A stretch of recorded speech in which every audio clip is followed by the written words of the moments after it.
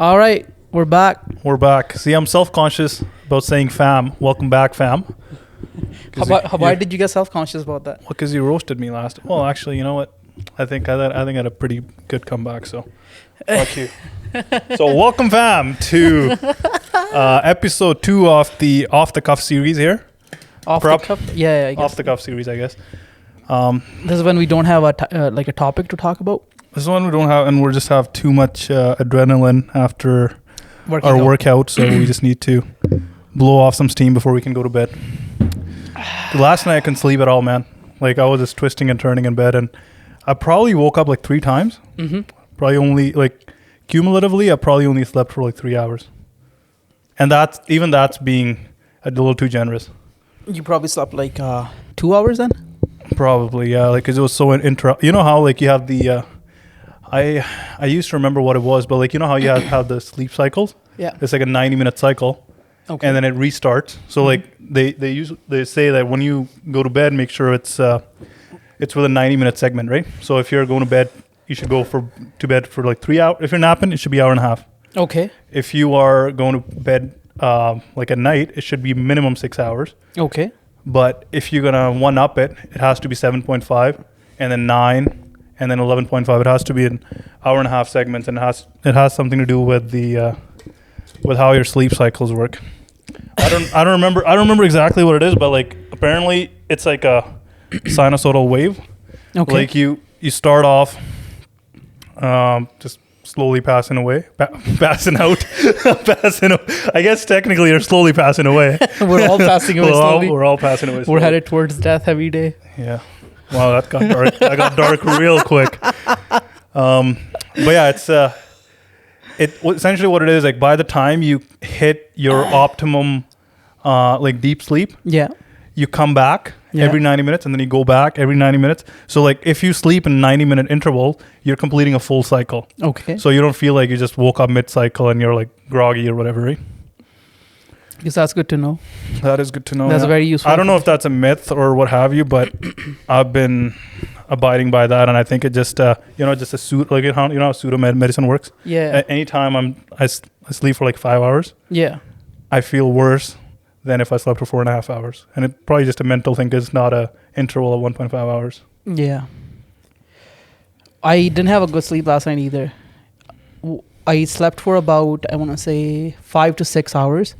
I thought that there was something on my mind, which I can't discuss on here, but something that shouldn't have been on my mind. You know the thing we talked about last night? That was really bugging me last night. Because like I had this urge to engage with it, but then... So, okay, we're not going to go into details, but tell the audience, what did I tell you to do? And what are you going to do? Make a pledge on this podcast. Obviously, they don't know the context, right? Yeah. They don't know the context, so we'll call it a prep pledge. Make a pledge that you're not going to engage. I'm not going to engage. Okay. You make a pledge you're not going to engage. I will not engage.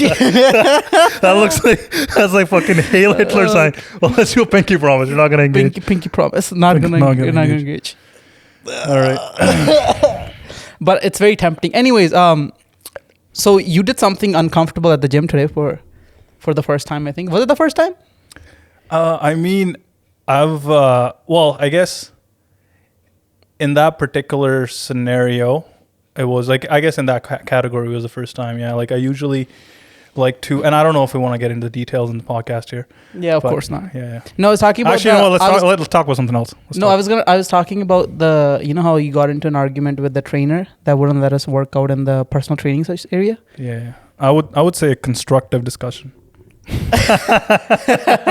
Hey, you see, here's the thing. An argument doesn't end well. A constructive discussion, it typically yields a mutual agreement, right? Yeah, but an argument has some heated faces. And and it just doesn't work well. So I did see some heat. So I don't know.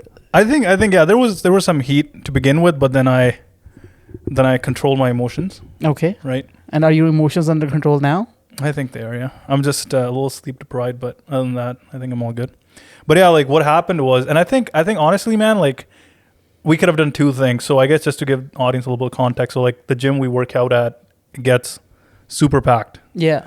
So like the way obviously there's a lot of members that work out at the gym, and as we're getting closer to spring and summer, it's only going to get busier. Yeah. And obviously, just like any facility, it has the peak times. Yeah. From like 4 to 8, that's when, just throwing numbers out there, probably 60% of people work out. Yeah. So they have this particular section flagged off for personal training, right? Mm-hmm. So and I guess what kind of annoyed me was the hypocrisy of the situation, right? So typically what happens is the personal training section just has that double cross cable machine. Yeah. It has the other cable machine at the end. It has 2 squat racks and has a dumbbell rack, right? I think it goes up to 50 pounds. But when the gym is like super packed, they let people in that section. Yeah. And then we just work with, like, if there's a personal trainer working out there and if they need that particular equipment, we'll let it go, because obviously they have first priority. They paid for the personal training privilege, right? And then like the trainer, okay, yeah, if you need that machine, you know what, for sure. But I guess where I got annoyed is, like, obviously it was working out pretty well. Gym was so packed, you can't, like, there was no way you could get any cable machine unless you're waiting for like 20 minutes, right? Yeah. Or you have to pretty much hoard machines, which I don't like, which is probably not the right way to do it. Yeah. So this particular time, I think what we were doing, we're working out chest yesterday, right? No, shoulders. Shoulders. We're doing shoulders. So yeah, we went in, all the cable machines were occupied. So we went in the personal training section, and there's just this one trainer with a lady, and they were working out at one of the squat racks. Yeah. We started working on the dual cable machine. It came up to me that you're not allowed to be in here. Mm-hmm. And then I had the constructive discussion with him, not argument. Mm-hmm. That, hey, like, why don't I just work with you, and and we just follow what we've been doing forever, right? At this gym, with every other trainer. With every other trainer. So like, if your client needs this particular machine, you let me know, and I'll leave it right away. But you're not, like, your client is using that one squat rack. There's like probably 8 or 10 other pieces of equipment that other people can use, right? Yeah. So like and the people are not getting frustrated. It's a better flow at the gym. So let's just do that. And he was like, and honestly, if I put myself in his shoes, like, I don't know if it was new or he would just kind of like one of those guys who just, like, you know, like there's some guys that just stick by the rules or work by the book, right? And they don't, obviously there's certain rules even in the workplace, but you got to be flexible to make, especially if it's like a sales type position or like a customer service type position, you got to be flexible with them to make sure the customer's happy at the end of the day, right? That's true. And obviously the facility is operating in an efficient manner. So he was a little stubborn where he was like, nah, this is a personal training section, so you guys need to leave. Mm-hmm. So I try to explain to him, like, hey man, like, so listen, I'm not trying to have an argument with you. This is how it's been going, and I think it's been working well, and it actually helps you take the load off the main gym, especially the cable machines and stuff. And let's just work with you. And again, like, it's not affecting you, because if your client needs a particular machine, you let me know, or let anyone else know. That the other guy, like that, I think he's actually there's this one jacked massive guy. He probably trains for some sort of a competition. He agreed with us too, and I think all the other guys at the gym would do the same thing. If their client needs the machine, they'll let it be. Yeah. But we kind of went back and forth. So he, at the end, he was like, you know what? I was like, okay, it's not worth their time. Like, I'd rather just wait for another cable machine in the main area. So then we walked away. But then I can't remember. Do you know his name? Who's the trainers? No, I don't know his name. Like the big guy, but yeah, I don't know. He's probably the biggest guy at the gym. Then he walked up and he's like, hey man, what's happening? Is he giving you any trouble? I'm like, no trouble. It's just, you know, like he was like super frustrated, right? Because he was actually telling us that it's happened to him as well. It happened to him as well with that particular trainer, and he posted a video on social media. Yeah, he did. Complaining about it. So I was like, you know what? Like, it's all right. I kind of get it, but I would have preferred if he'd let us work out and we work with him. But then he insisted, obviously, that no, we should go talk to him. Mm-hmm. So we had the conversation with him, and he had, I guess, some other backstory that he apparently talked with the facility manager. Yeah. And the facility manager said, you know what? Let the guys work in here, and if pretty much what we were suggesting in the first place, and if your client needs it, then yeah, they'll let it be. So they let us know, and then we can give them the machine, and they could, So I guess the moral of the story is the trainer went and confirmed with his facility manager that was indeed the case, and that turned out to be the case, and problem solved. So I don't know if the problem was solved necessarily, because the trainer, I don't think he was very happy, and the way he approached us after, when we were still using the machine, he wasn't very Right. friendly about it. He still insisted that we just let the machine go as soon as he needed it, even for a second. And I don't know if that was a really problem solved. It was more of like a conflict deflected rather than problem solved. So it's just for the moment. It's kind of like, because I'm sure he's still thinking that like, oh well, he's gonna talk to management and he's gonna like make sure that people can't come in the personal training area when they're training their personal clients, even though all the machines in the personal training area are free. And the other thing is that area isn't blocked off with like ribbons or anything, so we don't really know if we are allowed to go and when we're allowed to go. And like sometimes they let us go and then other times they don't let us go in the area. So it is what it is. But what I was thinking when you were talking to him was like, as soon as you went in there, I saw the trainer walk up to you, and I was still following you. I wasn't like there yet, so I saw that he was coming up to you and you were going up to him. So I just decided to walk away. I just started, like, I thought that like you were just gonna leave and then we were gonna go to a different machine and start working out there, because what I was thinking is that whatever workout we were gonna do with the cable machine, it wasn't like we could have done it after the one we were gonna do. Like it doesn't.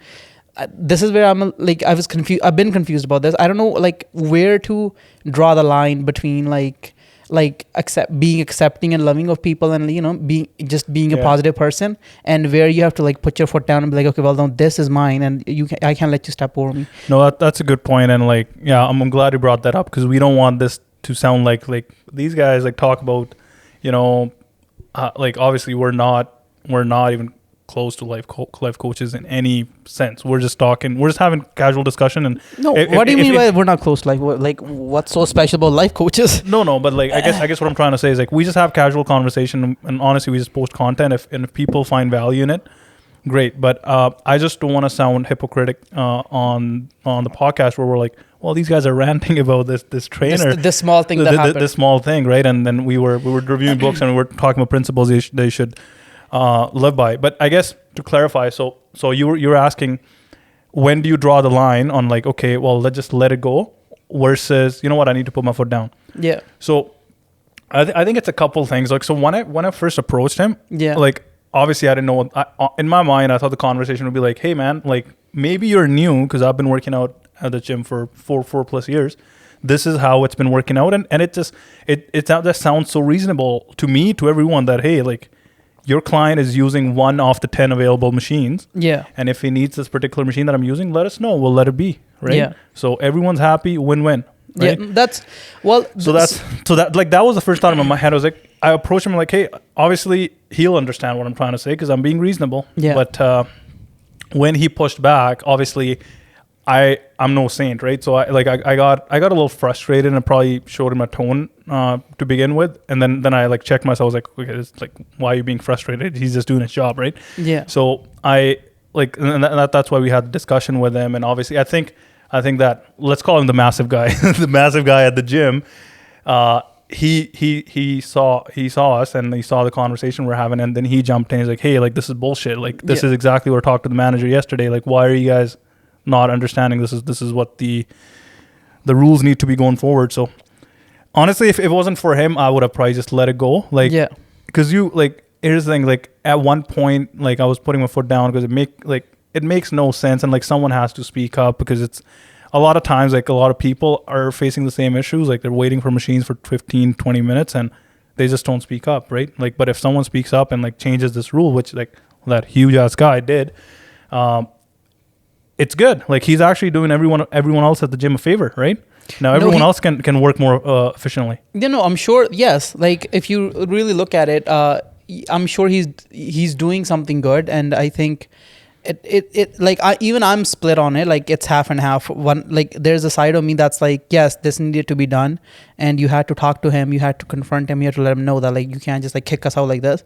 But on the other side, what I think is that I don't think it was so important that we needed to like bring any sort of adversity into someone else's life, or like even, 100%. And I don't think we did we? Like, well, not really that much adversity, but it's just like a little bit of like how I look at it is that like whenever I tend to create a negative situation or arise any sort of conflict, it has to be like bothering me a lot before I start like making a conflict out of it. Like even if it's like a small argument or a constructive, what were you guys calling it? Constructive conversation. Constructive conversation. Yeah, even if it's like anything like that, I sort of like I think I'm a little bit more tolerant before I get to a point where I feel like I need to go start talking to someone about it. Yep. And that's, I think the biggest thing is that I like, especially recently, I've been thinking about like I just don't want to affect people in any sort of a negative way, and I just feel like I want to put out just like the positive vibes, not the negative vibes.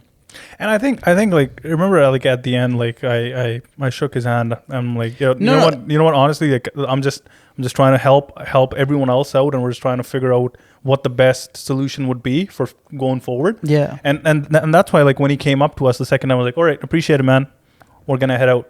Right, we're gonna when he wanted. No, we did end it on a constructive note for sure. Yeah. Yes, and I think also like on that, like I think everyone like, for example, like you know how when it comes to like obviously like you got a lot of experience and like confidence when it comes to like filming and stuff in the gym, right? Yeah, because obviously you have your YouTube channel. That's something I'm hesitant on. So if someone, for example, won't let you film this particular workout, right? And like you're following all the rules, you'll get irked up, right? You're like you'll have that conversation with them. So I think it's just not about it. It depends on what matters to which individual, right? Yeah, that's true. So for me, I wanted to do that superset with the side raises and the cables because you can have the constant tension, and I didn't want to put like a 4 or 5 minute gap after last exercise, right? Just wanted to. Because while the muscles were warm or rotator cuffs were warm, I just wanted to get into it and not affect their workout. So that's what I was like. And again, like I figured I'd have this conversation with him, and he'll be like, okay, I understand. I see, makes complete sense. But that's not how it went. That's not how it went. But I think at the end of the day, it was constructive, and I'm hoping we'll give you guys an update if that does end up becoming the rule. But right now, I'm like 85%, 90% certain that that's going to be the rule going forward. The rule is going to be that you can use the machine. You can use the machine, and if the client needs it, they can just ask, and then you can move when they need it. Yeah. Not just you just have to be kicked out because it's a personal trainer area. Mm-hmm. Yeah, no, that makes sense. I think, and that is what would make sense, and I 100% agree with you on that because I'm always in that area myself, and especially during when it's not peak hours. That's when like no one cares then, and then you go there and no one really asks any questions. But it's just usually during peak hours they're trying to keep that area so like clean and not affected by the rest of the people, and like they're just treating us like third class citizens because we don't have like the personal training packages from them, which is odd because I don't think the gym is trying to do that. It's just the personal trainers think that that spot is reserved for that one particular personal trainer. I think he thinks that spot is reserved for just paying clients for personal training. Yeah. And I think maybe a takeaway, like to just wrap all this up, is it is important to put your foot down when it does matter to you, and you actually think that you can either the other person may be oblivious to what the rules are, or you think you can actually make a positive impact, right? So like you shouldn't just give in every time you face a challenge where you're like, if that sounds like the easy thing to do. Obviously, I think it depends on what matters to an individual. Like for example, I gave that camera example, right? Like that was something that would matter to you more than me. And the key is, this is the most important factor: put yourself in other person's shoes. Mm-hmm. So and this is, and like, I don't want this to be taken the wrong way. So, like when I see like a lot of videos online where people are like exposing cops, right? Yeah. It's like, oh, this Chicago County cop does not actually realize he cannot search my car without a warrant. Yeah. But like, and they're like almost, in a way, I feel like they're disrespecting the cop. But and a lot like that with cops, you see that with bouncers at the clubs. So I feel like anytime you're going to have a sort of a confrontation or a constructive discussion, call it, with about something, when you want to put your foot down, always in the back of your mind, take a pause, put yourself in the other person's shoes, and think, what would you do in that situation, and what are your liabilities here, and what are your responsibilities, right? So technically, like I won't say his name, but that a personal trainer might have been told when he got hired that, hey, this is only personal training section, and I understood that. That's why I wasn't being aggressive with him. I was just trying to explain. It was like, hey, maybe you are oblivious to it because this is what's been happening. So I would appreciate if you confirm this with your manager. So I think that's a good takeaway. Anytime you want to put your foot down, put yourself in another person's shoes and go from there. So you were talking about the camera example, and that reminds me of this thing that I've been thinking about often, that like a lot of times things that we do, it's just about the way we approach them, because a lot of people, let's just talk about the camera example. I did walk in the gym with my camera this one time, and right away the lady was like, oh, what, you're taking that inside? I'm like, yes. She's like, oh, you're going to record inside? I'm like, yes, I'm going to record inside. She's like, oh, you can't record inside. I'm like, are you saying that I can't record my workout? So I just did this. I'm like, are you saying that I can't like, I just had like a confusion in my face, and that sort of like made her like realize what she was saying. And then she just backed up. She's like, oh, well, I guess just make sure you don't record other people. And I'm like, okay. And then just walked inside. Yeah. So and at the, sorry to interrupt, but at the end of it, like just this one trick, just give her a big old smile. Yeah. And that magically just makes the situation better between both. Like even if you had like a intense conversation with her, let's say if it didn't go that way, I was like, you know what? I really appreciate you understanding this. Just give her a good smile, genuine smile. She'll smile back at you. Tension gone, like that. Yeah. No. I'm not talking about the tension. I'm trying to talk about the approach that I sort of took to that situation, because like if I were shy or hesitant or not confident enough in my own approach, I would have heard that, and I would have been like, oh, okay, well, that sucks. And then I would have been like, I'll just hide the camera. Like, so it also matters how much like you have confidence and faith in your own approach, and when you approach a situation and people. Because even with this personal training section area, that when you approach the personal trainer, you had a very confident and yeah, we are allowed to do this approach. Like, you weren't hesitant about it. You weren't kind of like, oh, okay, well, this kind of sucks. Yeah, like if it was like, let's say like I've never seen anyone else work out there, and I was like, nah, you know what? I'm in a mood. I want to work out there. That would have been wrong. And then he had all the right to kick us out, right? So no, for sure. But like you said, I think you need to realize on an individual level when it's important for you to put your foot down, because if you just keep giving every time, and like again, like it has to, it can be very constructive. There's always win-win situations that can be built up, and things don't have to become just one person wins, another person. It doesn't have to be an argument. It can be a constructive conversation, and just like both parties get something beneficial out of it, and through conversation that is always possible. And I think this is one of the biggest things that a lot of times people's like egos get in the way, and they start thinking that, okay, well, I'm gonna do this because this is me, and this is talking about like my thing, so this must go my way because this is about me. And it doesn't matter what the other person gets out of it or doesn't get out of it. So that's where you have to like sort of be careful, because we're trying to ultimately, like, I'm trying to like, spread love. If there's someone I'm talking to, even if I'm having like a little bit of like some friction because of there's an issue, I'd rather just like work through it with him, like you did. Like at the end of it, we were able to like establish that, we'll do this, and if he needs a machine, he can just come and talk to us. And that's what he did. He came and he's like, okay, well, I need the machine, and we just left right away. So I think that was like a good balance and a good win-win situation. But had it not gone that way, had it gone the way that you were there for a second, how you for a second you got a little bit annoyed, and you were like, no, this is how it's gonna go. And just because your ego flared up a little bit, and then it came back down. Then you checked, yeah. Like again, like we're only humans, right? I think it's important that you realize it, and then you check it, and then you control it. You've obviously heard the saying like, don't lose your marbles. Yeah. Maybe this is a good segue. We should talk about how do you prevent when you're trying to have when you're trying to negotiate with someone, or we're trying to have a discussion with someone on something that you guys have two different viewpoints on, right? Yeah. And you're trying to present your case. He's trying to present your case. Again, sometimes it gets heated. Yeah. So how should an individual navigate that? If it gets heated? Number one, how do you, like, if let's say the other person's trying to get like heated, right? And what do you do in that situation? How do you make sure the conversation never gets heated in the first place? Yeah. And if it does get heated, how do you control that so that you are not losing your marbles? Because obviously, like, psychologically, we know that once you get, like, and it just doesn't have to be angry. or aggressive. It just once you get emotional, Yeah. you cannot think straight, right? Once you get emotional, you can't think straight. You can't think straight. You start thinking. Let's say You start thinking emotionally. You start thinking win and lose, right? You don't think a win-win situation, and also you don't give rational.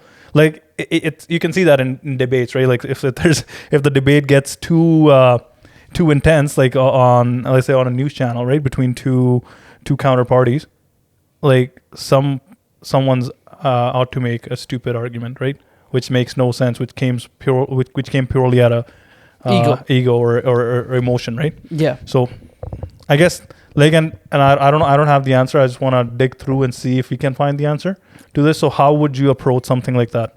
How would I approach something where there's like a pause? Where like you guys have two different opinions, right? Yeah. And you're trying to sell your opinion. He or she is trying to sell their opinion, and you don't want the situation to escalate. And you don't want to get emotional. You want to be rational in trying to explain your case. Because once you get emotional, it's psychologically known that you don't make the best decisions. So, well, first of all, emotional intelligence is, I don't know if you know about that, but it's the most important, one of the most important skills is emotional intelligence. Whether it be in a workplace, personal life, whatever, wherever. Our emotions do get in the way, and they try to get in the way all the time. But that's something that also has to be developed, just like everything else that we talk about in the area of development in our life. Emotional intelligence is also one of the things that have to be looked upon and focused upon. And people that have a good, well-developed emotional intelligence, they tend to figure out win-win situations a lot more than people that with very low emotional intelligence. And often people that are very smart end up not getting the best out of situations just because of their emotions getting in the way. Because smarts and emotional intelligence are two different things. And I think this is where a lot of like other things, like because emotions aren't just coming out of just that one moment. Often they're built up from a whole bunch of other resentments or anxieties or stresses that you have on your mind, and you're just not happy in general. See, this is why I preach happiness so much, because like if you're leading a life of like excitement and happiness, and you're just like, you're excited to be out here, you have a big old smile on your face, you're greeting people happily all the time. Then when something like that small of an issue, when it does come up, like you just want to smile at them too, be like, oh, it's okay, like that's fine, it's whatever. Yeah, it's whatever. So but if your life is very stressful, you're very anxious, you're on edge, then that's when even the smallest issue can become a big fire and cause a lot of destruction. And I think that's what happens a lot with a lot of people, and their days sort of get ruined because they're just walking through life. I don't know if you've heard the phrase, most people are going through life looking to be offended. Have you heard of that? So most people were, because of okay, this also reminds me of a story that I'm going to tell. So before you get into the story, like on the emotional intelligence piece. Yeah, you got to turn the Google off, please, for me, and then set the timer for 30 minutes again. No, I think that was a great point you brought up about emotional intelligence. Yeah. Because traditionally, and even in the workplace, let's say, right, people used to be obsessed about IQ, right? Intellectual intelligence. And it's only recently EQ has been like it's starting to make appearance, and like it's starting to become like a factor that determines an employee's feasibility within a team, especially managers. I would even go as far as to say that it's half as important. Oh no, it's definitely, like, that's what I'm saying. It's probably half, if not for manager positions, it's probably like the scales are tipped. It's probably like 70% EQ, 30% IQ, because you rely on your team for intelligence, talent, like rely on engineers for talent. You just need to know, you just need to have the emotional intelligence to manage them properly, right? So I guess where I'm getting at is, it's obviously important. So, but the companies are just starting to realize it now, and they're starting to build some qualitative analysis. Like there's a website called Polygon. Yeah. That you could also test someone's EQ. Yeah. Versus just testing someone's IQ, and starting to make appearance in the workplace as well. So like that's good to see that we're going that route. Yeah. But 100%. I think IQ will only take you to a certain point. Yeah. EQ is that edge that you need. Like if you are good at reading social cues, if you're good at holding social interaction, especially those difficult conversations. Yeah. If you master how to have difficult conversations and come up with a win-win situation for all parties, Yeah. I think you'll do way better than bumping up your IQ by 60 points. Yeah. So that's what I was gonna say too. That I think my biggest strength is my emotional intelligence. Mm-hmm. I think I completely believe that, because for some reason or another, maybe just the way that I was raised, my social or my emotional intelligence is very well developed. I stay away from conflict, and I'm always just like wherever there's like pressure, like there's like pressure being built or like there's tension being built. I have the tendency to like first relieve that tension or relieve the pressure before we engage with any other thing that 100%. we're about to do, and it's helped me. Like obviously I haven't worked in a professional workspace yet, but like amongst friends I've always noticed that like I'm always the one who doesn't want like conflict arising. So even if there's like a little thing, I'll be quick to be You'll like be the moderator. I'll be like, okay, well, we're not doing this, like this, like it'll end right here, and let's just be smart about it, because let's waste the least amount of time and get the most amount of done, and that'll only happen if like at least one person is emotionally intelligent enough to be like, okay, well, there's this tension that's keeping us from doing this work that needs to be done. So it's either fix the issue or eliminate one of the people that are causing the issue, you know? Mm-hmm. So 100%. Yeah. We're on the same page there. You were gonna share a story I was going to share a story. What was I going to share a story about? about emotional intelligence, I think. See, I totally lost it. This happens too. It was a good story too, but I'll come back. Hopefully. What was the last thing you talked about before you got to the story? I'm trying to remember now. You were talking about EQ and then Google. We restart the timer. Fuck. I guess we're not very awake today. We're not very like. It's okay. It's okay. I think it's. See, this is the thing. Sometimes even like conversation doesn't always flow the way we want it to. But I think the most important thing is to not force it ever, because like obviously there's a learning curve with this, and there's just us too. And if we're trying to do it very often, more often, and then if you keep like force, because one thing I've learned about conversation with anyone, not just like here in the podcast, is conversation should always just flow naturally. Mm-hmm. Like whatever just naturally comes to mind, we can always talk about it. We can make a point. If things didn't connect, we can come back and connect them. We don't have to be like waiting around for the perfect idea or the perfect thought to come so we can follow up with what we were going to talk about. Yeah, you go. And what happens a lot of times is like when you go off a very structured podcast, it has its benefits. Like if you're talking about an intense topic that you want to cover a lot of ground. Yeah. But if you're just having a casual conversation, a lot of times the person is thinking about, rather than like me hearing actually what you got to say, and actually trying to comprehend that, I'm thinking about, okay, well, next, what's the thing we got to talk about next? Yeah. Or you know what I mean? Like you're just not in there in the moment there, right? If you try to structure casual conversations. And I think that EQ thing also, like once we start bringing guests on the podcast, we'll hear a lot more about EQ. We'll hear a lot more EQ, and I think our EQ will have to exercise that quite a bit to make the guest feel comfortable, right? Because by that time, we would have done like just our podcast, and we like, we're already starting to get comfortable. Just having.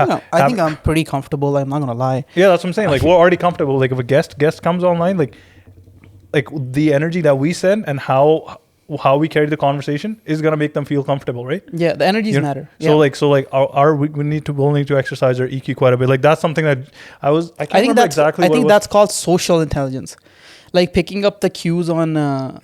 Picking up cues on how the person is feeling from the way that like their body language is being, and picking up cues like just like their tone of voice, their facial expression, like picking all those things up and then like making them feel comfortable and making sure that they're not, that would be in the case of someone who, like if we have a guest or something. Yeah, I know. Like I was watching this interview. This was a while ago.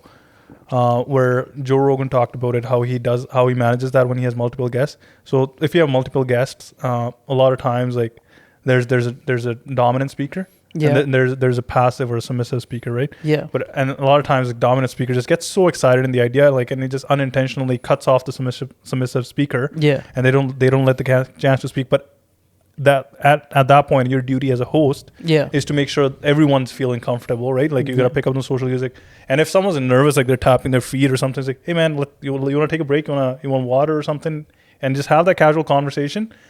But if you just ignore it and you keep going, it just worsens the situation. So yeah, no, I think that's something I think it'll be interesting once we start developing that and start having guests over.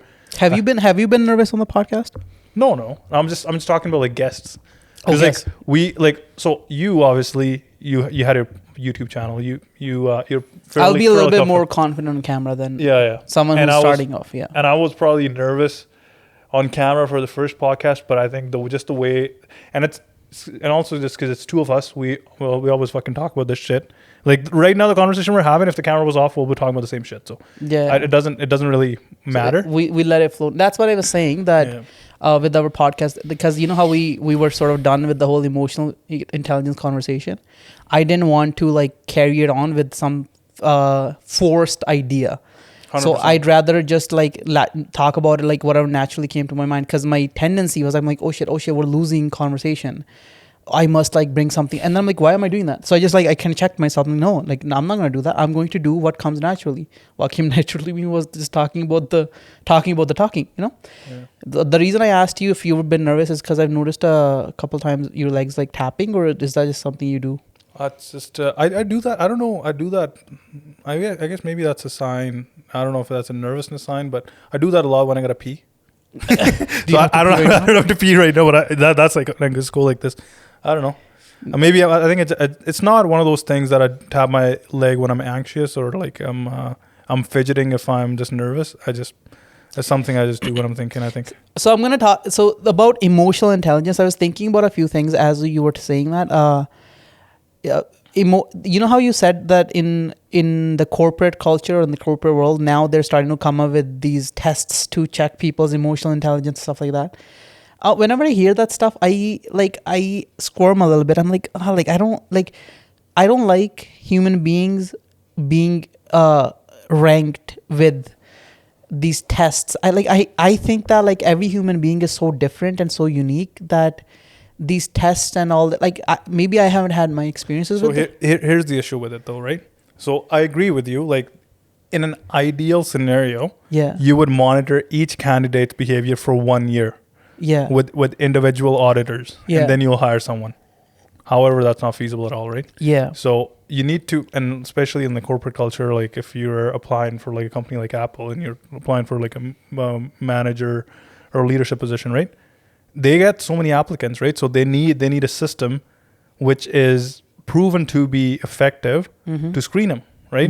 Because if they don't have that, like you said, like you don't like you squirm when you hear all like there's these tests that they've developed for social intelligence and emotional intelligence, and obviously IQ tests are pretty straightforward. Some people just suck at taking tests. Yeah, but I think there's a feasibility element of it, right? Like it's just not feasible to hire someone without standardizing a system, especially when you get a screen through thousands of people. Yeah, this is why the whole corporate culture is a little bit like, for me, it's like I don't fit into it very well because yeah, I know 100%. Because I like I think I trust me, you're lucky. You're lucky, like you say, you haven't had much experience with it. I think, I mean, like, you know, every individual is different, but I think we know, like for at least for two of us, and I think the majority of the people, if they had the opportunity, we would rather own our own businesses, right? Yeah. And we would run our own shit. Yeah. And that's honestly, that's what I want the world to run like. Like I want,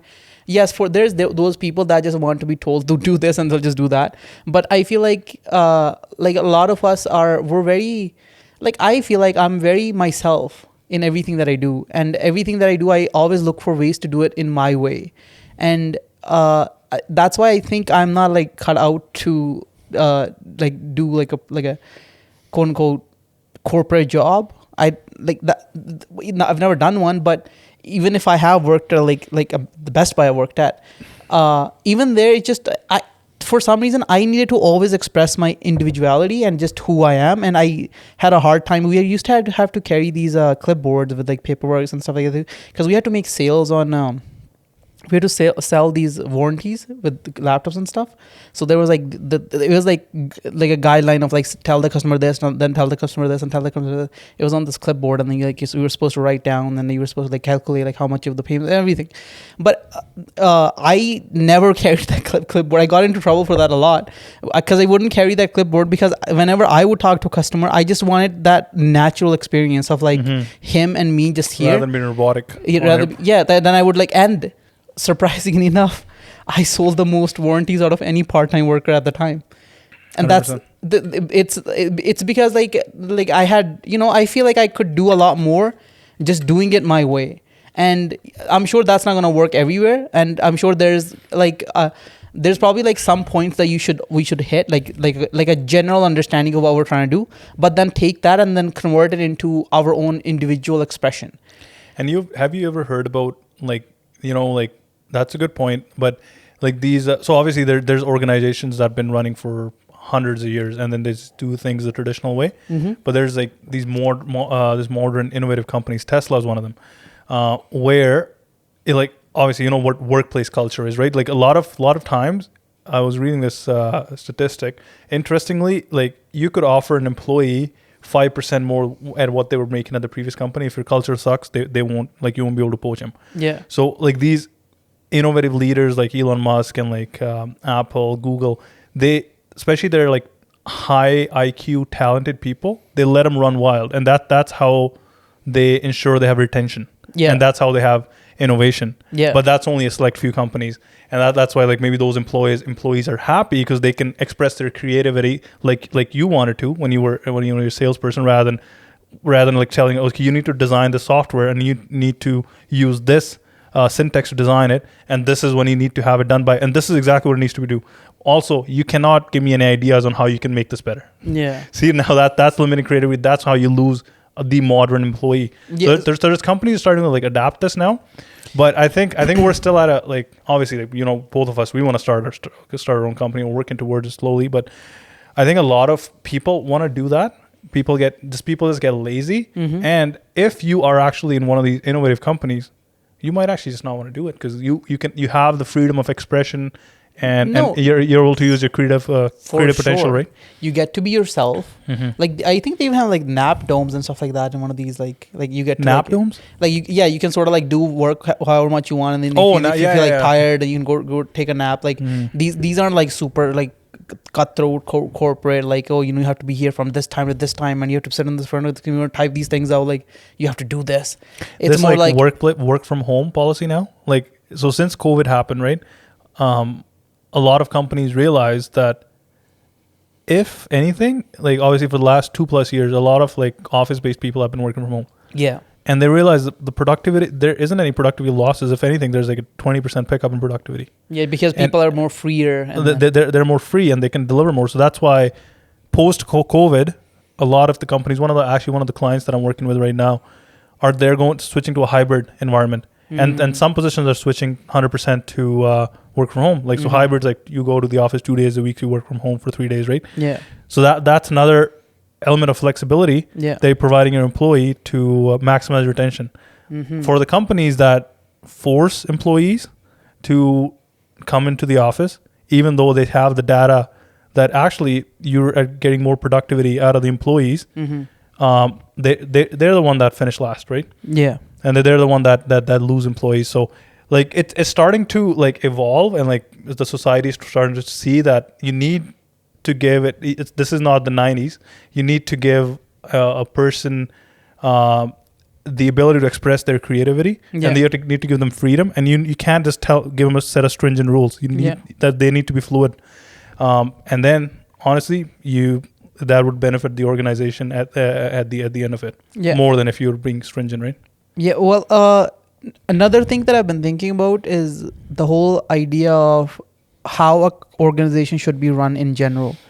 Like, what is an organization or a company? What is it? It's a group of people trying to do something as a collective to achieve a common goal. To achieve a common goal, right? So, let's say we have a meeting and we're talking about, okay, well, we're trying to achieve this. We're trying to achieve, like this much impact in this much time, let's just say. Now, you've told all these people that are working for you, and you trust them, and you just tell them this. And why won't you just let them be like, okay, well, here you go, you have the goal, get to work and start doing whatever you think you need to be doing, and come to me if you have any questions. Like, wouldn't that be like a very effective leader if you just sort of like let them be like, okay, well, this is what we're trying to do, this is your job, figure this out, and we're trying to achieve this goal. Yep. There's no strings attached, there's no micromanaging you, just be fluid with work. And obviously there's people that won't carry their weight, but you can't have those people on in the first place. No, I think, and that is actually happening already. Yeah, especially with like software engineers, and like software developers. You have a like you need to deliver this particular software, this interface by this date. Yeah. Now that guy could work 8 hours every day. Yeah. Or he doesn't do anything if he's super smart and he's done that before for the first 3 days, and he spends 16 hours for the next 3 days to finish it. No micromanaging him, right? He just needs to make sure he delivers, and I think that flexibility is important as well. What I'm trying to say is that not slacking off, not like just thinking that you don't need to do the work, but more like just the time and the energy that you have, just being more open and creative, rather than following like a very like narrow line and just doing these specific things. And if you do these specific things, and then we'll get this result. Like if it helps someone, that they'll have a hard time because they feel like they're sort of like tied down, and they don't get to like be expressive and creative. So I think, I guess that's more on an individual level, right? Yeah. So as an organization, what you need to tell your employees is like, hey, I need you to deliver this software. Yeah. It needs to needs to do X, Y, Z for me, and I need this by this date. Mm-hmm. Now, how you get it to do X, Y, Z, that's up to you. You can be creative with it. And actually, if you think there's another parameter that we should have the software monitor, or another output we should have it give, like, let us know. We're open to ideas. Yeah. Right. Okay. Well, yeah, I guess that makes sense. Ultimately, what I'm trying to talk about is just that individual expression. Like, is important. Yeah. I think that's important. I don't like often, because even with deadlines and dates and stuff like that, like I feel like you're too like obvious, and then you gotta ask, where do you draw the line of like creativity versus meet the deadlines and goals.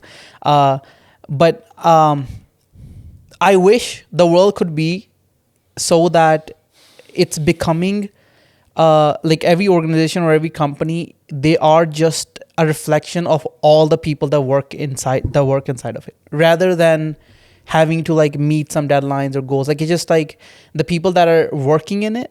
And then obviously then you need to figure out a way of like compensation because not everyone's going to do the amount of work that everyone else is doing. It's that exactly right there. That's the challenge, right? Yeah. And the other thing is, that model needs to work for financial feasibility of the company as That's well. what I said. Yeah, because it has to be like, it has to meet and then obviously the compensation. Mm-hmm. So if like like some individual their individuality is that they like sleeping 20 hours or 24 hours, like yes, you let them express that, and then you be like whatever for the 4 hours, but like how much do you pay them? And like, but how do you know that the 4 hours of work that they do is just so like, it's so crazy that I'm what I'm trying to say is that like measuring with metrics, measuring with like what has already been done and proven is sort of limiting new creativity and limiting new ways of doing things is 100%. What I think. 100%. So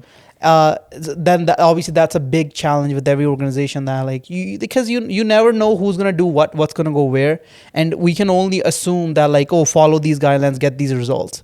But like even like we'll talk about like Napoleon Hill a little bit, like you never know what idea is going to pop up in your head when, and it's going to lead to what kind of a result. Mm-hmm. So maybe like someone who's been working for a month on some project, but their idea was just not that it wasn't the best idea. But some other dude who worked for a day, but he had the greatest idea because he was just like more calm and relaxed. He's focused on like first getting the right idea, and then he just did the work for like a day. But his project like turned out to be so much better than this guy who's been working super hard. Like, how do you how do you measure that? How do you measure like the value of an idea versus the value of the work that someone's put in? Like it's, you know. I think fundamentally you need to switch the thinking from measuring effort, and this is controversial, but I believe you need to switch from measuring effort, which is happening right now, to measuring results.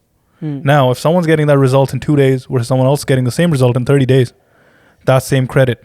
The and like obviously this is easier to talk in the context of software developers, because there's some people that could do work of 20 people. Yeah. Because that's just how skilled they are, right? Yeah. So yeah, I think that's the first step. You just got to start measuring results versus effort, and I think a lot of companies are doing that already. Yeah.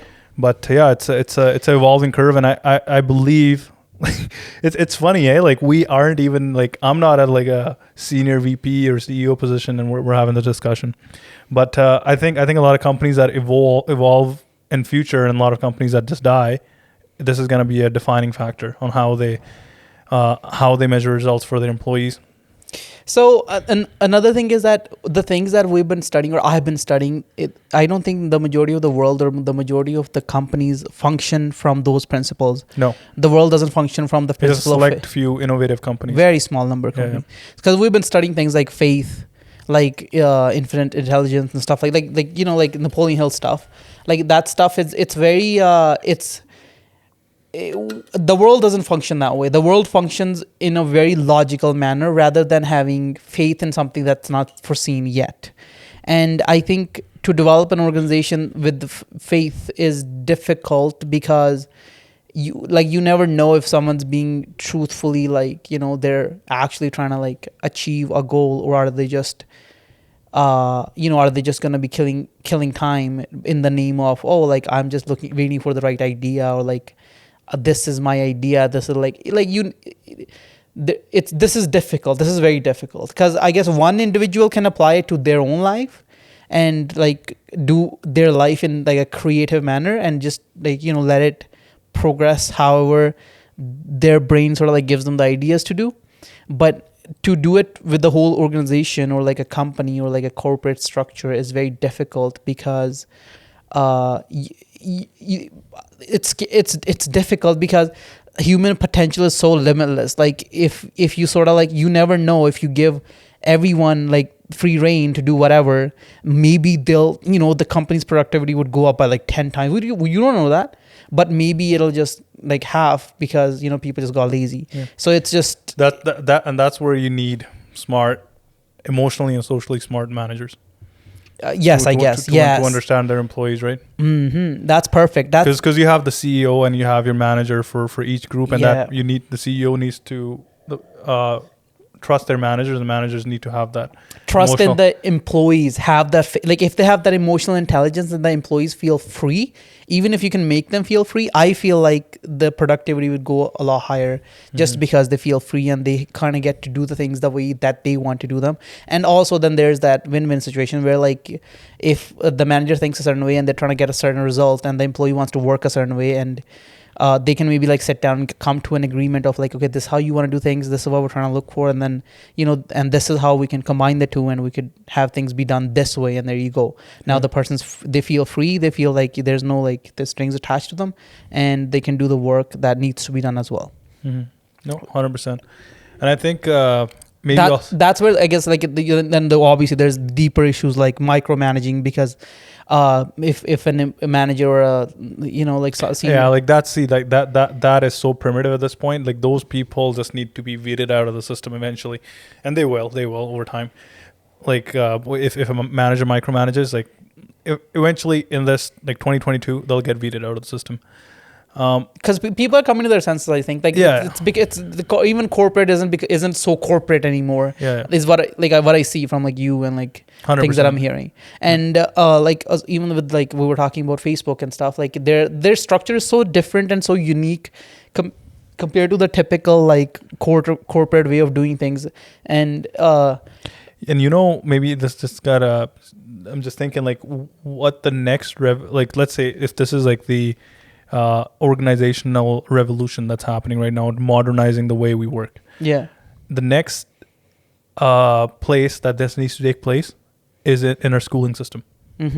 there needs to be a revolution in our schooling system on what is taught. Yes. What is taught, right? And now that's a whole another discussion. I don't No, that's not a whole. We can talk about it right now, because as soon as you said that, I'm like, yes, because, well, like, there was the industrial age. So when the first, like, the industrial age came in, it was, these are the skills the industrialization needs from people. Like, people need to be doing X, Y, and Z. Like, you need to be a driver, you need to be an engineer, you need to be a this, you need to be that, like, whatever it was. Like, it was skills. And that's how, like, schools got structured, that, like, okay, well, let's put these kids through school and form them into being this person. Like, you know, become this person, choose a path, you can be one of these. But like, a lot, like, obviously humans don't fit into boxes very well, because we're very misshaped. There's no certain shape to any human being. And you're fluid, you move around. Yes, that too. And you're not one thing for your whole life. You're always like, yeah. So, but the school structure system, it's built on of, like, okay, like, you take this person and you convert them into this. And that's obviously not worked, because the majority of the world, like, people aren't happy. People aren't happy with the jobs they're doing. And I think at most they're not satisfied. There were, like, the majority of the people at most, I would say, are just okay with things. Like, they're not delighted or excited. They're okay with things. And that's, like, there needs to be a fix for, you know, building a structure where, like, you're delighted, you're excited, you look like this podcast that we're doing right now. I am delighted to be here. I'm delighted to have this conversation. I know that there's something constructive is going to come out of this, and this excites me. And obviously, like, there's no structure in place for us to, like, you know, talk and then give it to someone and get paid a certain amount of money. This is just our own thing. Like, it's probably, like, for a few months at least, it's not really going to gain us anything. But I'm glad that we have the opportunity to the internet, like, to do this. But not everyone wants to, like, do something media wise. Like, people just want to. There's other physical things that people want to do that they can't really take advantage of the internet yet. But, like, what if, like, the structure was structured in a way that whatever your individuality was, and you sort of, like, got to figure out what your strengths are, but you got, like, the jobs were like a hybrid of all these different strengths, and you sort of were put in a position where, like, you know, you really excelled. So really, what do you that's actually great what you just mentioned. So what you're saying is, like, this workplace modernization that's happening here, like, the school system modernization has to happen in parallel. So once these guys get out of school, it's a good blend, right? Yes. Once they join the workplace. Also, so that's like slightly separate from the angle I was taking at it, but we can talk about it as well. The angle I was taking at it was from what Napoleon Hill mentioned in his book. You know how they've never talked about, like, emotional intelligence or social intelligence or like personal development type stuff in school either, right? Yeah. For the longest time. Yeah. So, like, I think that needs to be incorporated as well, like, and that needs to happen at the junior grades. Yeah. And then obviously, like, these are more fundamental strategic things that need to happen as well. The timer's about to go off. Just give me a minute. Yeah, the school system. Yes, it's due for a major upgrade. And now this is the biggest thing. Books. Like, the access to knowledge and information that we have now. Right? Like, even Napoleon Hill, like, with the philosophy that he's built, and our own access to the stuff that we do have to. Like, I honestly, like, before I started driving, I've been listening to books for a very long time, because I've always had this, like, thing of, but, like, self-education. I don't know why. Even in high school, I used to, like, walk around the hallways during lunch hours and just have headphones in and listen to audiobooks. Like, there was, like, it was like half and half. Like, half of it was music because I was still a kid, and half of it was, like, audiobooks, books that I didn't really even understand. But I had heard successful people say that, like, oh, you need to listen to books, or you need to read books. Reading was difficult. Listening was like, oh, you put it in and someone keeps talking to you, and you comprehend some of it, and some of it you don't comprehend. And this started in high school, and then I got a job out of high school, which was, like, I was used to work as a lube tech at, like, changing oil in trucks and stuff like that. There they wouldn't let me put in headphones at work, so that was difficult. And then I worked with my chacha for a little bit. There obviously I could do whatever, so I used to just have headphones in all the time, listening to audiobooks.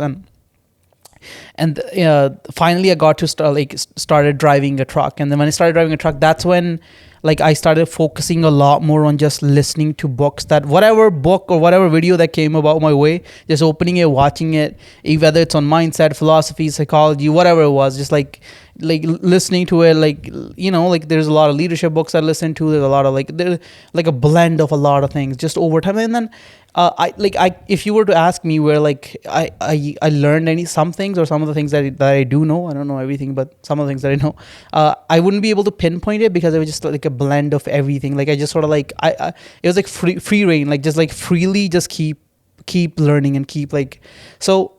I think so. That's great, but like to tie it back to the school system, like yeah. the way this needs to work is, number one, people need to identify, and it starts at the parental level and like the school organization, that this stuff is important. Yeah. Right. And then they need to, let's call it like life, I guess like life education. They need to incorporate that as a category, which is equally important as mathematics, algebra, and like all the other stuff into the curriculum itself, starting at lower grades. So people know how to navigate life, how to manage emotions, like everything you've learned in these books, right?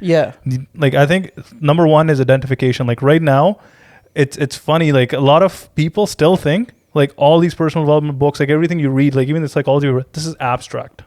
What does that mean? Like this is conceptual.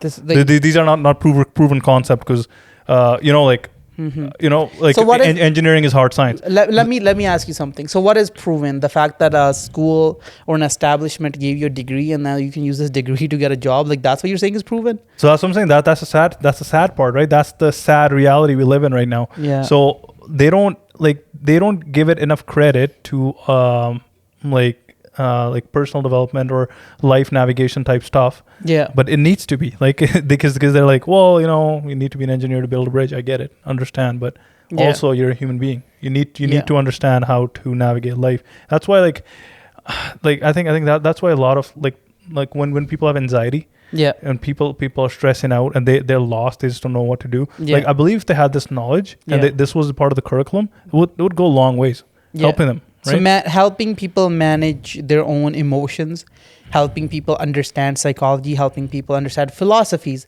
letting them choose the kind of like philosophy that works for them, and like presenting them with different different avenues of just pick whatever works for you and just follow that. Right.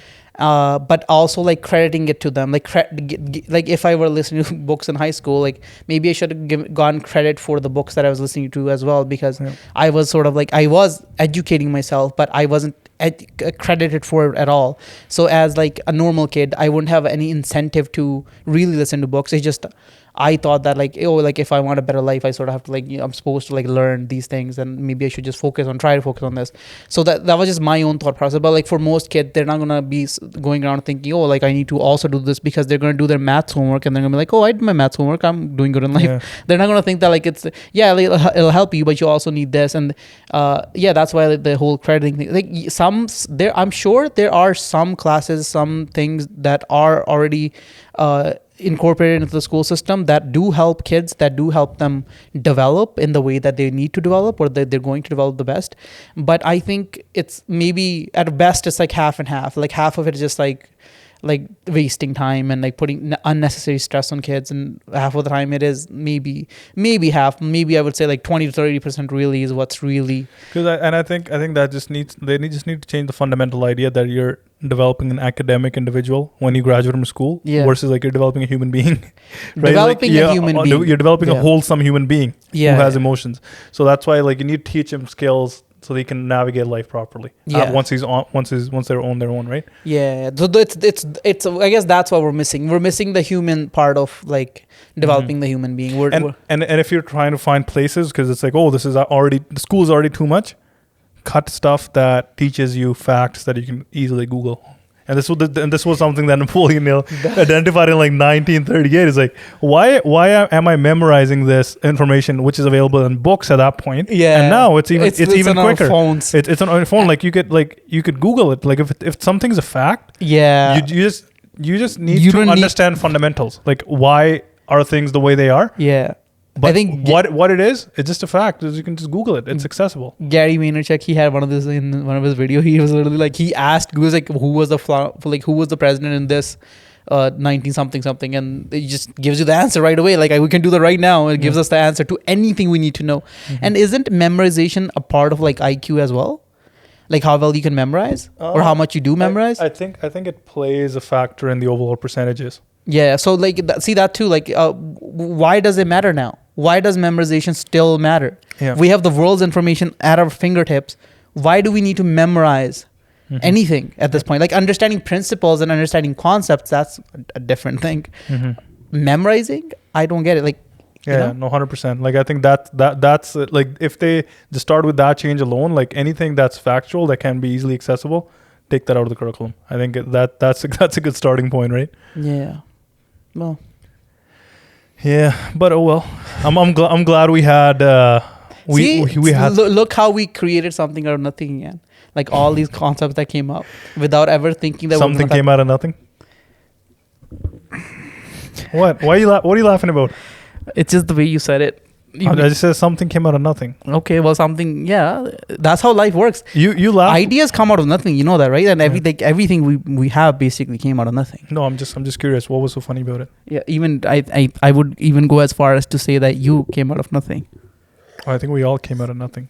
Technically, we all came out of like the universe. Yeah, was created from the Big Bang. Yeah. Before that, the Big Bang. The Big Bang. I don't know what's so funny about it, man. Come on. No, I'm just saying, like, the Big Bang happened, and then there were things. There were things. So it all starts with a bang. Oh my God! Before that, it was nothingness. Nothing, and then the bang, and then there's something, and then there's Avi, and then there's me, and then there's Avi on his watch. I don't know doing what. Is that helpful? Your watch, like, how's that been? It's mostly for fitness. Like, it mirrors your notifications from your iPhone, but I've turned them off because it irritates me when it taps my wrist. Yeah. But it's just mostly for fitness, though. It's really good for like tracking calories and stuff. It doesn't matter too much when you're bulking, but when you're like cutting down now, especially when we're in summer, we're gonna start mountain biking in on the trails. Yeah. It's gonna be really good. Yeah, So with working out, there was something I wanted to talk about. So I noticed something. You know how I've been not working out for like 4 or 5 months, and I've just basically been working and eating unhealthy. So I gained a lot of weight. But I lost that weight really quick now. Like in a month, I lost like a good amount of weight. Now, so is this question, is this just appearance that you've seen in the mirror, or have you actually weighed yourself? I haven't weighed myself. I don't like weighing myself. I don't know if that's healthy. I agree, 100%. Like, I feel like you should get rid of inches, not like pounds. And also the other thing is, like, if you have muscle memory, when you start working out and you haven't worked out in a while, there's a lot of body recomposition that's happening, which means like your fat's turning into muscle. So you may start looking leaner, but since muscle is heavier, you might not lose. You lose weight on the scale because weight scales is going to tell you the weight. So you should just gauge by how you feel, how energetic you feel, and how you look in the mirror. Yeah, and how I look is starting to change dramatically, especially when I wake up, because there's like less water inside your body and stuff like that. So it's been very different. But what I was saying is that this time around, in just 1 month, I've been able to see like a dramatic change in like how like my body's changed from not having been working out for 4 months and only working for like a month, and then like seeing myself having gone to this point that I'm at. There's obviously a lot to improve still, but I think when you sort of learn skills, like the skill of even lifting in a way where you put in a good amount of effort, like where you learn to like, okay, like the work, like lifting is work, and this is how you do this work, and you have faith in yourself. You start thinking that like, okay, you have to push, like how much you can push yourself, because these are the fundamentals that I've already learned from lifting back then. So now when I'm like at this stage, like now that I'm like making this transformation now, trying to get fit now, it's helping me a lot, where like before, when I first started lifting, it would have taken me like a year to just make this much of a difference, because mentally I didn't know that I was able to push myself to that limit, or like I could really like take myself from this point to that point. So a lot of times when we see all these like fitness facts and stuff like, oh, you need to take this long to lose this much weight, or like to get into this shape you need this many years and stuff like that. I guess it's all very subjective. It's always subjective to what kind of an individual, or who the individual is, and what kind of a mindset they have, and what kind of like level of push that they have developed from maybe past like supports or like things that they've done in the past. So we were talking about the other day of like it's all subjective. Like fitness isn't something that you like, it takes a certain amount of time, or and I wonder if that also applies to like other things in life, such as like, like business, for example. Like, how some people are like be able to like excel really fast in business, like they'll be like a millionaire in 1 year. That those are things that have happened, but other people take like 10 years. And people like, in the conventional wisdom is to say things like, oh well, like, oh, your business is new, it's only 2 years old, but like some people in 2 years have been able to develop like a crazy like big business. So it's like, that's where you ask the question where like, is there really like a limit to how much one can grow in how much time, or is just all mental? I think it's all mental. I think it's all mental. 100% mental. The more, and I guess from a fitness standpoint, the science behind why you've been able to snap back in a month is because muscle memory, right? Yeah. So like realistically, and I'm just gonna speak for men. For men, if you hit your peak body composition before the age of 27. Yeah. 27, 28. And after that, and obviously there's going to be a time like after 45, 50, it's going to get a little harder. But from that time, if you stop working out and you start get back in the gym, couple months, you'll be able to, your body members, you'll be able to re-hit that composition that you were at that point, right? Mm-hmm. What's hard though is if you never lifted in your life and you start when you're 35, obviously it's still achievable. Yeah. But the optimum way to do it is if you're a new lifter. Yeah. The new lifter gains with beginner gains. Once you just maximize your beginner gains as much as you can. Once you hit your plateau, do a couple creatine cycles, hit your optimum body composition. Mm-hmm. And then if you slack off, you're set for at least the next 20 years where you have pretty good muscle memory that you can snap back, right?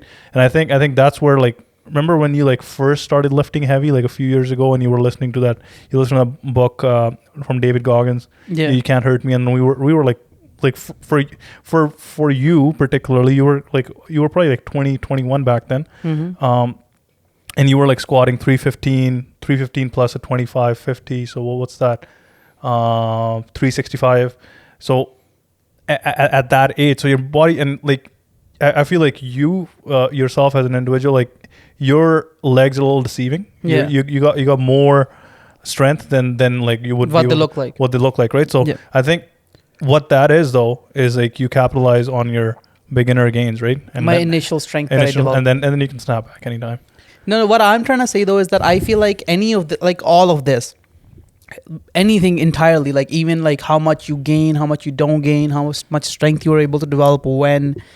I'm starting to think that like a big factor of all this is mental, and whereas before, like these factual things of like, oh, at this age things are like this, and that at this age things are like that. I feel like our brain has, like with the right beliefs, our brain has a tendency to like figure out a way to make it work in the way that we believe that it'll work.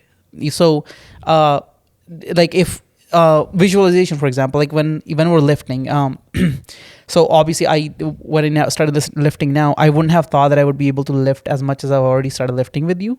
I didn't think that like, oh, this fast I'll be like right here where I'm at right now. Like how much we lifted today, or like even yesterday, even with legs, like everything, it's been the increase has been very dramatic. And you say that that's because of muscle memory. I have a feeling that it's a lot because of my mental my belief that I am capable of doing that, and like I'm going to do this, and like just believe, like sort of like believing in myself, believing that this is happening, this is going to change, I'm going to change this, I'm going to look like this, I'm going to lift this much. Like it's that belief, and then it unlocks like new levels that you wouldn't think are possible scientifically, quote unquote, at times, because even with I don't know if you noticed back then when you were talking about David Goggins, and when I used to lift a lot, like the amount of weight loss that I was able to attain, the like a lot of things that I've been able to do, before I've done it, I wouldn't have thought that this was possible in this short amount of a time. And it's so that's what I'm asking. Like the question is that, like, so how much can you really attain with pushing yourself mentally and just believing the right things? So, like, I think what it is, it's a threshold, right? So physically, like with muscle memory and everything, you can snap back up to a certain point. Yeah. And then you hit a threshold beyond which that threshold is hard to break, right? Yeah. And David Goggins is an extreme example of that. So like after, like when he was running that 100-mile marathon, he started giving up at mile 50. Yeah. And then the remaining 50 miles were all mental. No, like I think it was mile 70, I think. Mile 70, okay. Yeah. But like still 30 miles to go. Mm-hmm. Like and he had like split fractures and like he had microfracture in the shin and everything, and he still kept going. Yeah. So I think like up to this threshold, yeah, like obviously there's science behind this, right? And like physical fitness. But after you hit the threshold, it's all mental. It's all mental. Like people just get too comfortable with what their body can achieve. Mm-hmm. They have no idea how much potential. How much more there is still. How much more potential there is. You just never hit it. Like unless you hit that level. Yeah. So, and you know what the good thing is? Once you hit that level's always accessible to you. Yes, because it's like you unlocked a level. You unlock a level. Now you can always go back to the level. Yeah. Also, you can unlock another level. Yeah. And you can always go back to the level. Yeah. Assistance also helps. Like like have assistance from you and looking at you work out. Like it helps me like sort of think. Okay, I can also do that. I've done this before, so obviously I can do this again. But now the question, like we don't really know how much about our brains. We don't know what our brains are actually capable of. We don't know what our mental capacities really are. David Goggins talks about this a lot, like how he was able to like from being like a super lazy kid to like developing himself into the person that he is today, deriving pleasure from that hard work that he does, becoming that person, how he was able to like make that crazy shift in himself and like break all these quote unquote physical barriers that our people have always thought. And also, I don't know if you know about the mile, the 6 minute mile. I think is it a 6 minute? Yeah, like for the longest time it was. I don't know if it was a 6 minute mile, but it was something like that. Maybe the 4 minute mile. I think it might be the 4 minute mile. But there was like a certain amount of like people used to believe that this wasn't not attainable. Not attainable. But once one person, people used to believe no one can ever trek Mount Everest. Yeah. Right? But once, like now, there's people that are trekking it every day. Yeah. Well, so once one person does it, like how do our brains now unlock this capability to do it now? Like how does that work? You probably read about that guy? Fuck, I can't remember his name. Like Wolf Hoffman or something. Yeah, the guy, the Iceman. The Iceman. Yeah. He trekked Mount Everest. Shirtless in his shorts without any any shoes or oxygen. Did he have oxygen? He didn't. No oxygen. So like that's obviously, but that's still doable if you train your lungs and everything. Like no shirt, in his shorts, no shoes. To Mount Everest. Mount Everest. I didn't know about that one. Let me just confirm. No, we'll do that after. Yeah, let me just confirm that fact. But something like that did happen. That's crazy, man. That is like, crazy. So like that's all mental strength, right? Mm-hmm. That's unreal. So that's what I keep bringing up. How much of our lives are mental? How much of what we create is mental? So what is it? Not all of it? I think it's most of it. So I that's what I'm starting to think too now. I think what people need to realize is that there's the way this works is hit your threshold. Yeah. And once you hit the threshold, yeah, unlock your mental potential, and that's how you're gonna break past it, right? So what I've been recently trying to do is just mentally push myself in every area of my life. Basically, understanding that like having the discipline to be like always thinking like even like in terms of like business and money. Like I've always been thinking that like, okay, there's nothing that I can't do. There's nothing that's not attainable to me because I am a human being with unlimited potential. So as soon as you think this thought, I feel like you start unlocking a lot more of like things that you thought were impossible. And I feel like the biggest thing is the belief. So when you build the right belief of like, okay, because we sort of like vibrate at like certain levels. Like if I'm vibrating at a level of like, 5, I won't be able to like get to 9 no matter how much I try. But if I'm vibrating at level 9, like 9 is easy for me. So what I'm trying to say is that if I'm thinking that I can attain, let's just say a certain amount of money per month. Let's just say, I don't know, what's a crazy amount, $1 million a month. Let's just say that. Like if I'm thinking that I can attain $1 million a month, that's something I have never seen. Not anyone around me has ever gotten to the point. But like, I don't know why I feel like just like in the physical sense, we're able to like break that threshold mentally and get there, and then something get to a point what we thought was impossible back then. I feel like just like that, like financially, you can sort of set a level of like where you want to be. Just build that belief in yourself, whichever way that works for you. I think like affirmations or like visualization, whatever works for you. But you build that belief, but you build it strong enough with enough fire, enthusiasm and stuff. I feel like then it becomes attainable, because then your thoughts sort of start aligning with how that is something that you can do. And well, this we'll obviously get into this with Think and Grow Rich, because so yeah, I guess maybe we'll just give a quick intro. So what Prabh and I are going to do for the next so there's 13 principles, right? I'm going to do 3 principles at a time. We'll do three, 3 and 4. We'll do 3, 4. So we'll make 4 episodes just off the book Think and Grow Rich. Yeah. And that'll just be like a separate playlist on YouTube. And what we're gonna do is like the previous 2 book reviews that we did were we did the entire book, and our thoughts were more generalized. This one will go a little bit more in depth on each principle and kind of try to stick to Napoleon Hill's interpretation of it, and then we'll give our examples and how it applies in modern day life. So that's something that's going to be coming in the coming weeks here.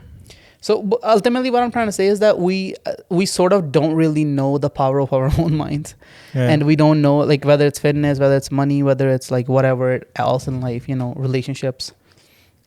Like whatever it is, you don't know how far you can push yourself until I guess you build that belief and you figure out what is it that you can do. Because and it's progressively gets better, because like once you get a taste of some, like I think we talked about it in different podcasts, once you get a taste of a little bit of success on the beliefs that you built, the level up becomes easier to visualize, and it feels more believable then, right? Yeah, like if you get one success, the next success it seems more attainable, and you can sort of like look at it and be like, okay, this is probably also possible. If this were possible, I thought that's very impossible back then. But then the question becomes like, how do you have faith in something that's like crazy to you at the time? Like just, like I said, $1 million a month. Like if that's something that crazy, like how do you build the faith? How do you think of yourself being capable of attaining that? And if you can do that, would it really work? I guess we'll find out. Yeah. So I think, well, number one, like obviously, so we're human, right? Like you're going to have moments of doubt. Like, you do have moments of doubt. I'll have moments of doubt. Yeah. But I think repetition is key. That's it. Like you use these affirmations every night, right? Yeah. And it sounds cliche, but honestly, like that alone is so powerful. Affirmations, gratitude to put you in the right mental state and being happy. We talked about it in the last podcast. And once you keep repeating that, what's gonna happen is, because this is this universal law of attraction, you're gonna attain a little bit of success. Yeah. Next level unlocks. Yeah. Attain a little more success. Next level unlocks. Attain a little more success. So I think as long as you keep repeating these 2 things with visualization, affirmations, and gratitude, and you keep moving up the success levels, the next level, to you, it's more achievable and it's believable, and then eventually you get to it. Yeah, and see, like as we talk, this is very exciting. This stuff, because I feel like I'm like just now I'm starting to come into the realization of my own capabilities and possibilities, because even we've talked about this before, this podcast, even it feels like this sort of came out of nothing, and like it feels so great to have been doing these. We haven't gotten much out of it, but like just having had these conversations, just having been here, it's been so rewarding to me. And then I feel I feel like we could just channel the same belief, I guess, into just continuously developing. It's like a hint of like, okay, well, if this was possible, I'm sure all the other things that I've dreamt about are also possible. So this is one of those steps. And also the other thing I'm just thinking about now is this could be like a live journal of how things turn out for us. If we're going to continue to do these podcasts, obviously you got certain goals that you want to attain. I got certain goals I want to attain. And as we move through these podcasts, we can look back at what we were talking about 2 years ago. I was like, holy shit, man. I can connect the dots now. So that's kind of exciting as well. I've thought about it, and it excites me a lot too. Like, trust me, like I'm all very excited because this is going to take time. It requires patience. Yeah. But I know for a fact that we're going to be looking back to these podcasts and we're going to be like, okay, well, we started here and then we can connect our dots and we've seen how we're going up. Yeah. And that's why I said like we should set like a definite purpose for ourselves. Like, okay, like this is like we've started talking. We sat here, we started talking like, but like where do we want this to end up? Like what would be like great? Like, like would it be like, oh, like we have, I don't know, 10 million viewers? Or would it be like, I don't know, what else could it be? I think also like it's in human nature. It's really rewarding once we start seeing that the stuff we're talking about is actually starting to help individuals. Yeah. And like, and you having a YouTube channel, like obviously you get DMs and more messages. Like, I think those are the messages that make you like give you the most motivation, right? Like that all the stuff we're talking about is actually starting to change people's lives and people are able to extract some value out of it. I think so. That's number one. Like eventually get to that point where we can impact as many people as we can and they actually start seeing value. Yeah. And I think for us, like on a personal level, like I think we're talking about like becoming great conversationalists, right? Become progressively better conversationalists. But like, what would be like one like point of like, okay, this is the point where we're headed towards, and like it'll be like, like so that we have a sense of like direction. Past Joe Rogan. Past Joe Rogan. Do Joe Rogan but better. Yeah. Yeah. Well, I see. That's what it like. Why would that not be attainable? Like, why do we laugh about it? Why is it that that's not something? Why can't we say that and actually believe it and focus on developing that? And why can't it happen? Yeah, I know 100%. And it's funny. Like, you know Logan Paul. Yeah. So he has this podcast. It's Impulsive, right? Yeah. And he always starts his podcast as like, welcome to the number one best podcast in the world. And then he jokes about it, like, well, maybe not number one yet, but definitely will be one day. So like he honestly, like his podcast is a lot casual. Yeah. And he's not, that's all right. He's not talking about like a lot of the deep stuff that we're talking about, but you can tell by the way he talks that he actually practices all that. Yeah. And if you actually get him in like a deep conversation with some of those guys, like he'll actually open up about that stuff. So I think it's I've important. Seen a video of he believes a lot in visualization. He believes a lot in manifestation. Yeah. So usually like there was like a video tour of his room and his washroom. Like he's got like these papers of like I'll be like vision boards and stuff. No, just like these notes of like I'll be the greatest creator of 2022 and like I'll be like this or I'll be like he believes in those things. And why wouldn't you believe in that stuff? Yeah. Like if you have something, if there's a goal that you want to attain, like let's just say we want to pass or Joe Rogan, let's just say that, like believe that. Mm-hmm. Believe that we will do it. Why wouldn't we be able to do it? Yeah. There's no question about it. Yeah. So it's because then again, shoot for the, what they say. You know what they say? Shoot for the stars, and at least you'll get to the moon. You'll get to the moon. You'll hit something outer space. You'll at least hit an asteroid or something. But if you shoot for like the ceiling of this house, well, how far are you gonna get? You know what I mean? Like you maybe like that's what it is. That's the concept. Yeah. So you have to shoot like really, and that's why like our goals, they should be big. They should be beefy, and that's like our goals. Like if our goals are not scaring us, and like shaking our core, they're not big enough, right? So. Yeah, you know how you said like past Joe Rogan, but you kind of like chuckled. I'm like, then do that. Let's because you chuckled. That's exactly why. Let's do that. Let's think that. Why not? Why not? Yeah, 100%. I agree. Yeah, I think rather than resetting it, I think we'll just wrap it up. We should wrap it up. I think you should tell it to shut up. Hey Google. Hey Google. Shut up. Why are you being mean? I think that's why it's not listening. Hey Google. Hey Google. All right, thanks for tuning in, guys. This is another one of our Off the Cuff series episodes, and again, stay tuned for our Think and Grow Rich playlist coming up in the next couple of weeks. And thanks for tuning in. Did you have something to say? No, I guess you clapped already. I think that's okay. We can unclap that. We can unclap that. So I guess for once it's clapped, it's clapped, my guy. We can unclap it. Don't worry. I believe in your editing skills. So I guess for the viewers, we just clap so we got a few audio sources so we can sync them up. Yeah. Okay, you had something to say? I forgot you were saying something at the end there. I said just stay No, tuned. yeah, the series, the Think and Grow Rich series. It'll be a dissection of the book, but in our own way, after having studied it thoroughly. Yeah. For like at least a few days, and then obviously, let's not just say that this will be the last time we'll read it. It's just, let's just say that we're gonna whatever we can You understand never said that, my guy. okay, whatever we can understand from it at this point in our lives, because I think I've heard that people say that like this book is so deep that you Actually, can a always lot of extract, books. Yeah. you can extract so much from it, having gone through life in a different Yeah. All So right. maybe once we're past Joe Rogan, we'll reread it. Yeah. It's like, okay, completely different interpretation. All right, okay, we'll sign out now I for real. this. I love our goal to pass Joe Rogan. We should actually write that somewhere here and put it in the frame. Yeah, and let's do that. Yeah, we'll do that. Yeah. And actually believe it too. Shoot for the stars. See where it goes. Yeah. Awesome. That's it. All right, you want to do the signing out here? No, you already did. That's it. Well, we're gonna cut that clap, right? So you get a reclap. I can't move unless you reclap, man. It's a tradition now. Okay. All right. Thank you for listening in, and I hope you enjoyed. Peace out. Signing out. Okay. Good stuff.